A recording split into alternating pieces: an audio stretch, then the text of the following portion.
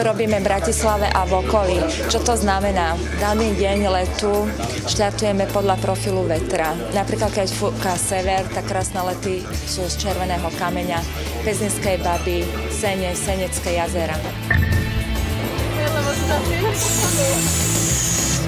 Tady pustí pekne balón.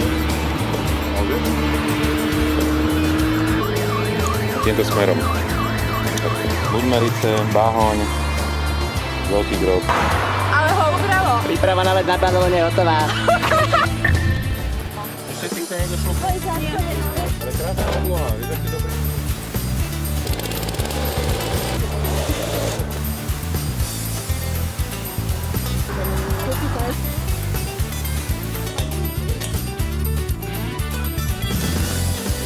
Na mieste štartu balón rozbalíme, nafúkneme a pasažieri odletia.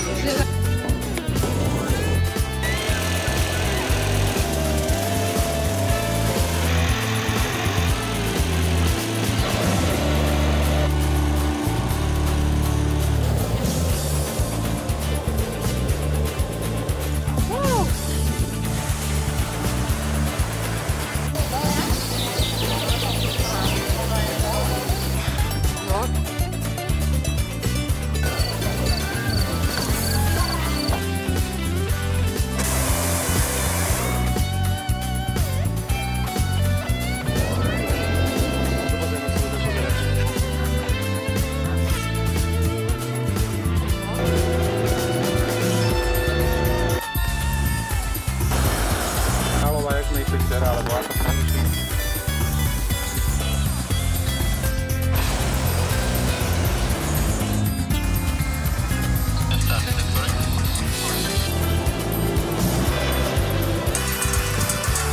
Tak švihne malinko, dokolie, neboj sa. Hop. Príroda okolo, vidieť tam všetko, polia, lúky, tí ľudia, ako nám kývali od spodu zo zeme, akí boli radi, že vidia balón lietajúci nad ich dedinou. To bolo fakt výborné a potom ten prelet na ten hrad, tak to bolo úplne úžasné tiež.